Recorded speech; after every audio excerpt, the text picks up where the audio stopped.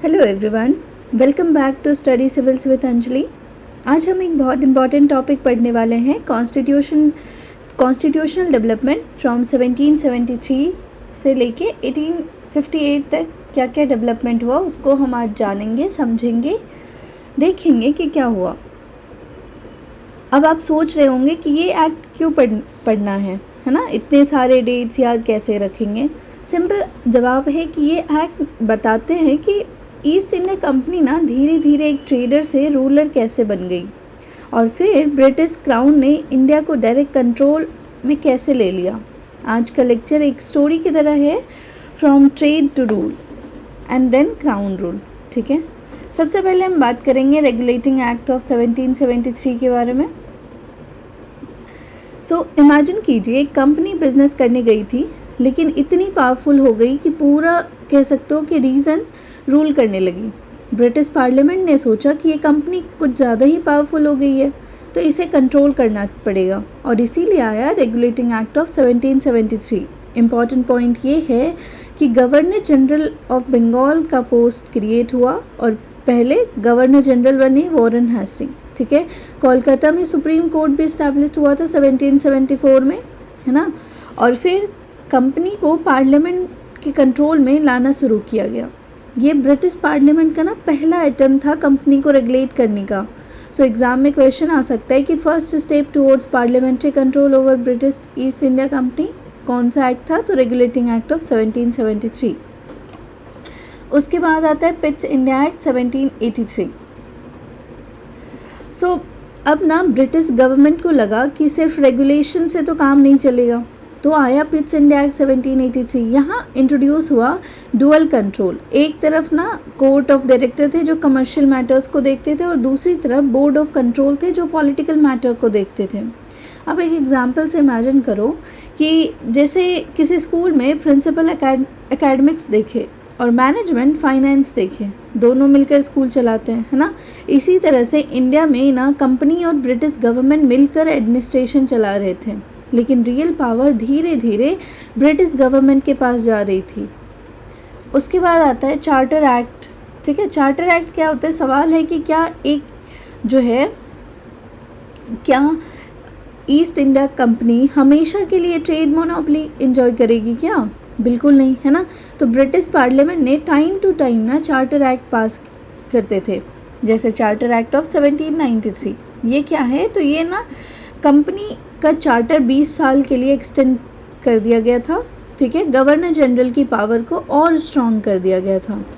Charter act of 1813 क्या था, तो ये बहुत इंपॉर्टेंट है। कंपनी का ट्रेड मोनोपोली ख़त्म हुआ, सिर्फ चाय और चाइना के साथ ट्रेड बचा। अब प्राइवेट ब्रिटिश ट्रेडर्स इंडिया आ सकते थे। ये इकोनॉमिक लिबरलाइजेशन की कह सकते हो बिगनिंग थी।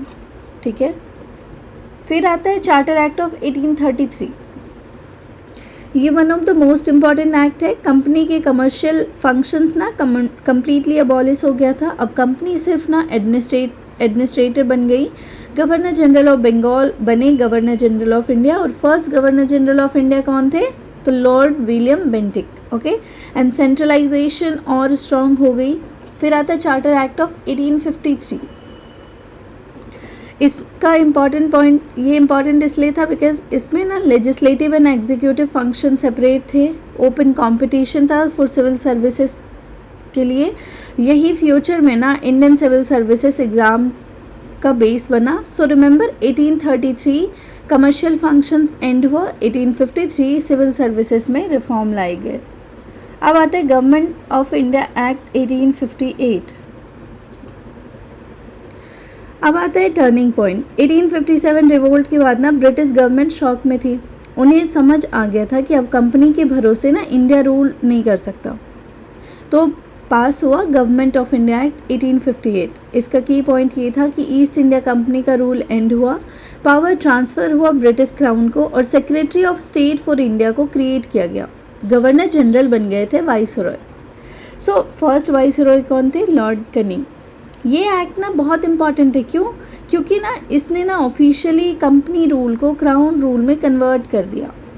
सो एक बार एक समरी देख लेते हैं। 1773 में रेगुलेटिंग एक्ट आया, 1784 में पिट्स इंडिया एक्ट आया, 1786 में एक्ट पास हुआ, 1793 में फर्स्ट चार्टर एक्ट आया जो 20 साल के लिए कंपनी को मोनोपोली दे दी, ठीक है। 1813 में भी फिर चार्टर एक्ट आया, 1833 में कंपनी ने ट्रेड करना बंद कर दिया और 1858 में जो है कंपनी अब इटसेल्फ डिसअपियर हो गई, अब एडमिनिस्ट्रेशन में पूरी की पूरी आ गई।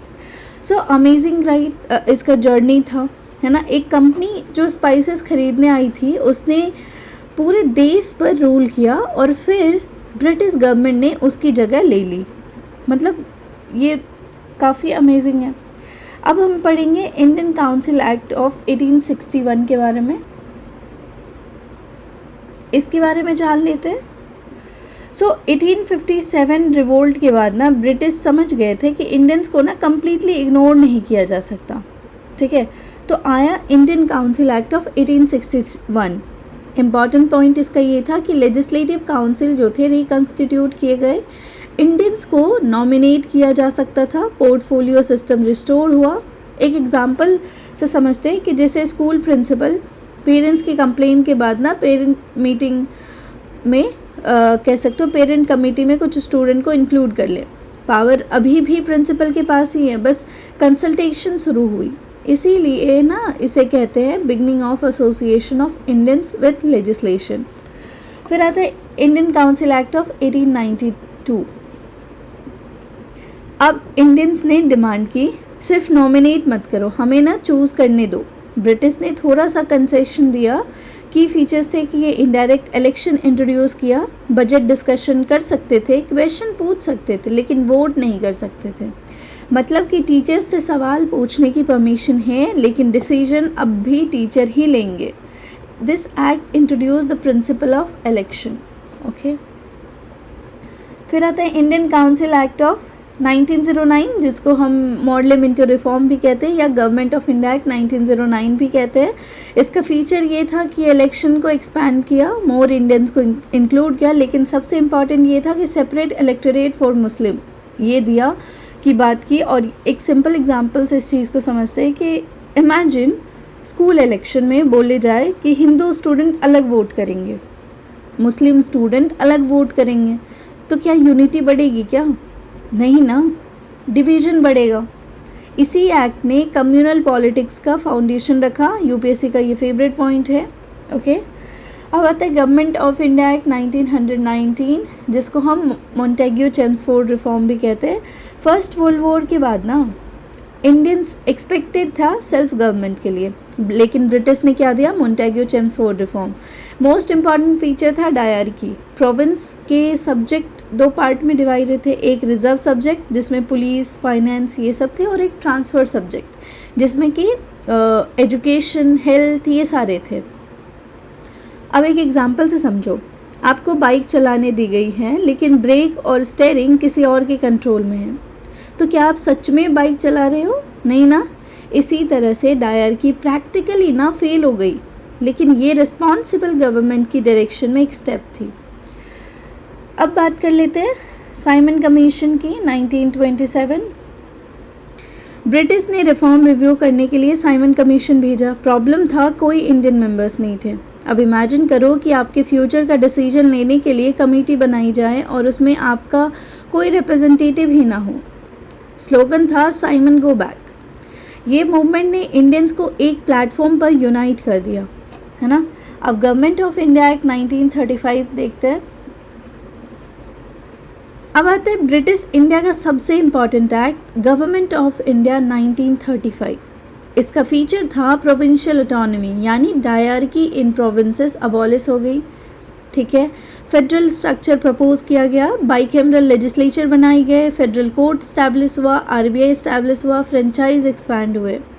बहुत सारी प्रोविज़न बाद में कॉन्स्टिट्यूशन का पार्ट बने, इसीलिए ना इस एक्ट को कहते हैं ब्लूप्रिंट ऑफ द कॉन्स्टिट्यूशन। और याद रखिए कि इंडिपेंडेंट इंडिया ने भी ना 1950 तक इसी एक्ट की कह सकते मॉडिफाइड वर्जन को यूज़ किया। वेरी इंपॉर्टेंट फैक्ट है ये। सो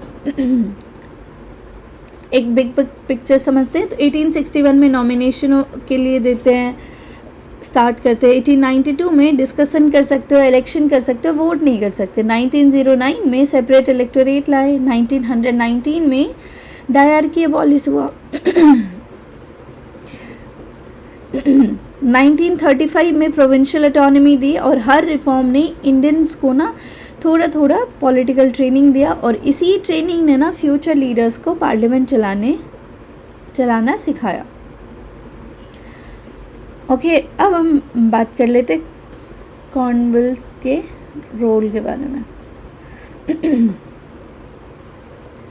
कॉर्नवालिस के रोल्स के बारे में बात कर लेते कि इसका क्या रोल था। सबसे पहले नाम याद रखिए, लॉर्ड कॉर्नवालिस। उन्हें कहते हैं father of civil services in India. उन्होंने क्या किया, तो रेवेन्यू और जुडिशियल फंक्शन को सेपरेट किया, मेरिट बेस्ड सिलेक्शंस का आइडिया इंट्रोड्यूस किया, ऑफिसर को हाई सैलरी दी। अब आप सोच रहे होंगे कि इतनी हाई सैलरी क्यों? सिंपल सा जवाब है कि ब्रिटिश सोचते थे कि ऑफिसर को अच्छी सैलरी दो तो करप्शन कम होगा। आज भी कई कंट्री इसी लॉजिक को फॉलो करती है, लेकिन एक प्रॉब्लम थी कि ये जॉब ना ऑलमोस्ट सिर्फ ब्रिटिश लोगों के लिए थी, इंडियंस को बहुत कम अपॉर्चुनिटी मिली थी। चार्टर एक्ट ऑफ 1853 की अगर हम बात कर लें तो पहले ना सिविल सर्वेंट्स नॉमिनेशन से आते थे, अब क्या हुआ, तो ओपन कंपटीशन इंट्रोड्यूस हुआ। यही ना मॉडर्न सिविल सर्विसेज की बिगनिंग थी। लेकिन एक ट्विस्ट था कि एग्ज़ाम कहाँ होता था, इंग्लैंड में। एज लिमिट भी लो थी। अब इमेजिन करो कि आज का यूपीएससी ना सिर्फ लंदन में हो और एग्ज़ाम देने के लिए आपको कह सकते हो समुद्री रास्ते से जाना पड़े, तो कितने इंडियंस एग्ज़ाम दे पाएंगे? बिल्कुल बहुत कम, ना के बराबर। और इसीलिए थियोरेटिकली कंपटीशन ओपन था, प्रैक्टिकली नहीं था। अब आता है आईसीएस में रिफॉर्म, इंडियन सिविल सर्विसेज में रिफॉर्म क्या लाए गए। लेट 19th सेंचुरी तक ना आईसीएस बन गया most powerful services in India. ICS यानी इंडियन सिविल सर्विसेज ऑफिसर के पास क्या था, तो हाईएस्ट सैलरी थी, बहुत पावर था, प्रेस्टीज था, जॉब सिक्योरिटी थी। एक डिस्टिंक्ट मतलब कह सकते हो एक डिस्ट्रिक्ट कलेक्टर उस ज़माने में ऑलमोस्ट ना कह सकते हो मिनी किंग के तरह होते थे, और इसीलिए कहते थे कि the sun never sets on the British empire, because ICS officer कभी सोते नहीं थे। थोड़ा एग्जैजरेशन है, but you get the idea. Okay, लेकिन ना इंडियंस के लिए बैरियर्स थे। एग्ज़ाम इंग्लैंड में होता था, एज लिमिट बहुत कम थी, रेशियल डिस्क्रिमिनेशन था ऊपर से। तो रिज़ल्ट क्या हुआ कि स्मॉल ब्रिटिश ब्यूरोक्रेसी रूल ना मिलियंस ऑफ इंडियन। बहुत कम थे जो सारे ब्रिटिश ही थे और वो इंडियंस को रूल करते थे। फिर आते हैं कमेटी पे, एटिशंस कमेटी। ओके, इसके बारे में जान लेते हैं। तो ब्रिटिश ने आईसीएस रिव्यू करने के लिए बनाई ये कमेटी। आप सोचेंगे कि अब तो इंडियंस को अपॉर्चुनिटी मिलेगी, नॉट रियली। कमेटी ने कहा कि maintain the exclusiveness of ICS, British character preserve करो, मतलब क्लब हमारा है, मेंबर भी हमारे ही होंगे, ऐसा वाला है ना। इसी वजह से इंडियंस डिसअपॉइंट हुए। फिर ली कमीशन को लाया गया 1923 में। नेशनल मूवमेंट के प्रेशर के बाद ना ब्रिटिश को रिफॉर्म करना पड़ा। आई ली कमीशन, इसने कहा कि ग्रेजुअली हायर सर्विसेज का ना इंडियनाइजेशन होना चाहिए, यानी धीरे धीरे इंडियंस को भी इंक्लूड करो। लेकिन ध्यान रखिए कि कंट्रोल अभी भी ना ब्रिटिश के पास ही रहा। ये फुल डेमोक्रेटाइजेशन नहीं था, ये सिर्फ लिमिटेड रिफॉर्म थे। एंड फिर आता है government of India act 1935। Important feature यही था कि federal public service commission establish हुआ, provincial public service commission establish हुआ और मोर इंडियंस एंटर्ड हुए सर्विस में।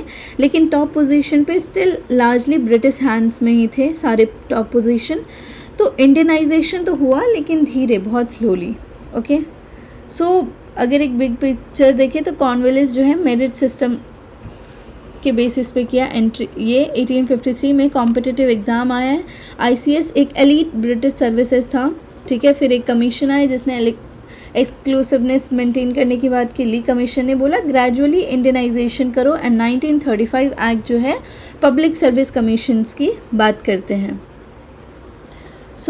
ये था 1 by 1 जो अभी हमने एक बार देख लिया है ना, जिसमें सारी कुछ। अब ना पुलिस सिस्टम कैसे इवॉल्व हुआ ब्रिटिश रूल में उसको देख लेते हैं। सो ब्रिटिश आने से पहले पुलिसिंग लार्जली ना लोकल कम्युनिटी संभालती थी और उनके रूल के थ्रू होती थी। फिर आए वॉरेन हेस्टिंग जिन्होंने ना रेगुलर पुलिस सिस्टम का आइडिया दिया। उसके बाद लॉर्ड कॉर्नवालिस ने डिस्ट्रिक्ट में पुलिस ऑर्गेनाइज की और यहीं से पोस्ट सुपरिटेंडेंट ऑफ पुलिस यानी एसपी, जैसे आज भी ना एसपी डिस्ट्रिक्ट पुलिस का इम्पॉर्टेंट ऑफिसर होते हैं। फिर आया public police act 1861, this act. तो ध्यान रखिए ये एक्ट ना 1857 रिवोल्ट के बाद आया। तो ब्रिटिश ने रिवोल्ट से एक लेसन सीखा कि इंडियंस को कंट्रोल करने के लिए स्ट्रॉन्ग पुलिस चाहिए और इसीलिए पुलिस को डिस्ट्रिक्ट मजिस्ट्रेट के कंट्रोल में रखा गया। फिर पुलिस कमीशन आता है 1902 से 1903 में पुलिस कमीशन आता है। ये क्या है? तो इसमें इसके चेयरमैन थे सर एंड्रयू फ्रेजर। कमीशन ने रेकमेंड किया कि बेटर ट्रेनिंग होनी चाहिए, बेटर सैलरीज होनी चाहिए, बेटर ऑर्गेनाइजेशन होनी चाहिए और एक इम्पॉर्टेंट रिकमेंडेशन था कि क्रिमिनल इन्वेस्टिगेशन डिपार्टमेंट भी होना चाहिए, मतलब CID। आज भी जैसे CID का नाम सुनते ही डिटेक्टिव मूवीज़ या क्राइम सीरियल्स याद आ जाता है ना, लेकिन ब्रिटिश कह सकते हो ब्रिटिश के समय में ना CID का एक मेजर रोल था पॉलिटिकल सर्वेलेंस करना। CID एंड इंटेलिजेंस सिस्टम के बारे में बात कर लेते हैं। तो ब्रिटिश गवर्नमेंट कॉन्स्टेंटली वरीड रहती थी कि कहीं कोई रिवॉल्यूशन तो नहीं प्लान हो रहा, कुछ हो तो नहीं रहा। तो इसीलिए ना उन्होंने स्पाइस और इन्फॉर्मेशन का नेटवर्क बनाया। Newspaper, meeting, political leader, student सब पर नज़र रखी जाती थी। इमेजिन करो आप व्हाट्सएप ग्रुप में गवर्नमेंट के अगेंस्ट मैसेज भेजो और तुरंत गवर्नमेंट को पता चल जाए। तो ब्रिटिश पीरियड में CID कुछ ऐसा ही काम करती थी। उनका एम ही था कि डिटेक्ट करना, प्रिवेंट करना और सप्रेस करना। अब बात कर लेते हैं मिलिट्री ऑर्गेनाइजेशन की। तो ब्रिटिश आर्मी का पर्पस क्या था? इंडिया को प्रोटेक्ट करना? Not exactly. पर्पस था कि ब्रिटिश इंटरेस्ट प्रोटेक्ट करना, रिवोल्ट सप्रेस करना, एक्सपेंशन वॉर्स लड़ना। आर्मी को जो है ना प्रेसिडेंसी आर्मी में डिवाइड किया गया, जैसे Bengal army, Madras army, Bombay army.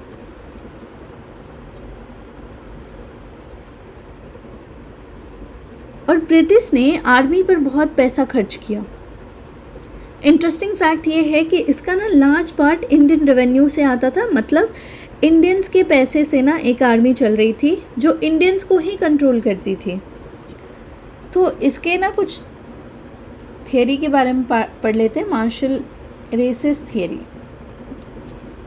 1857 revolt के बाद ब्रिटिश ने एक थियरी बनाई, मार्शल रेस थियरी। उन्होंने कहा कि कुछ कम्युनिटी ग्रेजुअली ना ब्रेव और वॉर लाइक होती है, जैसे कि सिख कम्युनिटी, गुरखास, राजपूत, पठान्स, और कुछ कम्युनिटी को उन्होंने नॉन मार्शल बोल दिया।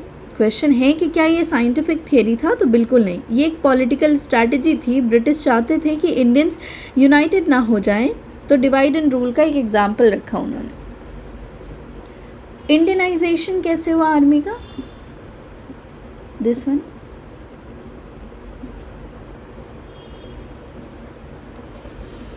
नेशनल मूवमेंट के प्रेशर के बाद ब्रिटिश ने इंडियंस को ऑफिसर पोस्ट से देना स्टार्ट कर दिया, ठीक है, लेकिन प्रोसेस बहुत स्लो था। इंडियन मिलिट्री सर्विसेज लाए जिसमें इंडियंस के लिए ओपन रखा, पर ना हायर कमांड्स थे, स्टिल ब्रिटिश के पास ही था। और एक लाइन याद रखना कि Indian blade in war but British ruled the army. ये लाइन एग्जाम में अच्छी है एक, कि मतलब इंडियंस को वो जो अपर पोस्ट थे ना वो अब भी ब्रिटिशर्स के पास थे। सोल्जर्स और ये लड़ने वाले सारे इंडियंस को देते थे। तो पूरी स्टोरी एक लाइन में यही कि पुलिस और आर्मी ना दोनों का मेन पर्पस था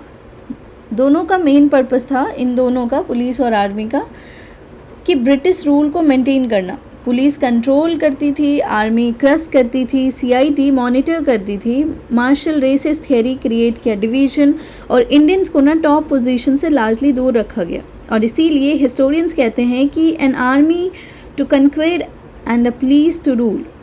यही थे ना ब्रिटिश इम्पीरियल पावर का फाउंडेशन। ठीक है, अब जो है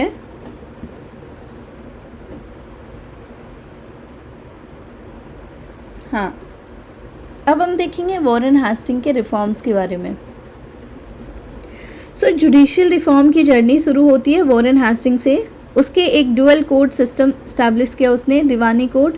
सिविल मैटर्स उसमें होते थे जैसे property dispute, revenue cases, inheritance issues, ये सारे इसमें होते थे निज़ामत कोर्ट में। ठीक है, क्रिमिनल मैटर्स जैसे कि थेफ्ट, मर्डर, असॉल्ट, ये सब होता था। सो इजी ट्रिक है कि दीवानी में धन होते थे, मतलब धन से बातें होती थी, धन की बातें होती थी दीवानी कोर्ट में, मनी, प्रॉपर्टी मैटर। लेकिन निज़ामत कोर्ट में क्या होता था, क्रिमिनल चीज़ें होती थी, मर्डर, थेफ्ट, ये सारी चीज़ें निज़ामत में होती थी। सो डिस्ट्रिक्ट लेवल पे ना मुफस्सिल कोर्ट बनाए गए थे।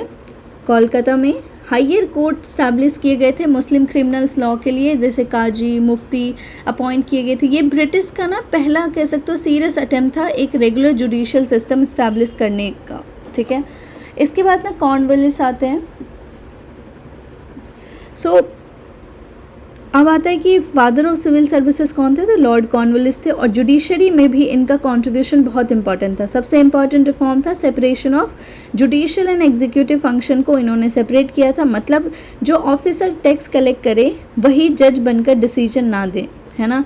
डिस्ट्रिक्ट कोर्ट्स और सेशन कोर्ट स्टैब्लिश किए गए अपील के लिए ना, जैसे कि सदर दीवानी अदालत था, सदर निज़ामत अदालत था, बनाए गए। यानी एक प्रॉपर हायरार्की क्रिएट हुई। जैसे आज सुप्रीम कोर्ट के नीचे हाई कोर्ट है, उसके नीचे डिस्ट्रिक्ट कोर्ट है, उसकी रूट यहाँ से आपको मिलेगी। विलियम बेंटिक के रिफॉर्म्स की अगर हम बात करें कि इन्होंने क्या क्या चेंजेस लाए या क्या क्या किया, तो मोस्ट स्टूडेंट उन्हें ना सती एबॉलिशन के लिए याद रखते हैं विलियम बेंटिक को, लेकिन जुडिशरी में भी उन्होंने मेजर रिफॉर्म्स लाए। सबसे इम्पॉर्टेंट था लॉ कमीशन, 1834 में लाया। इसके चेयरमैन थे थॉमस बेबिंगटन मैकॉले, है ना। क्वेश्चन है कि अगर आज हर स्टेट का लॉ अलग अलग हो तो जस्टिस देना कितना डिफ़िकल्ट हो जाएगा। इसी प्रॉब्लम को सॉल्व करने के लिए लॉज को कोडिफाई करना स्टार्ट किया गया था और एक यूनिफॉर्म लीगल सिस्टम बनाने की डायरेक्शन में काम हुआ। यहीं से ना मॉडर्न लीगल कोड की जर्नी शुरू होती है। कुछ लेटर डेवलपमेंट की बात कर ले तो इंडियन पेनल कोड आया था। ठीक है, ड्राफ्टिंग शुरू हुई और बाद में इम्प्लीमेंट हुई। फिर आया civil procedure code, criminal procedure code, Indian evidence act 1873, ये सारी चीज़ें आए। ठीक है,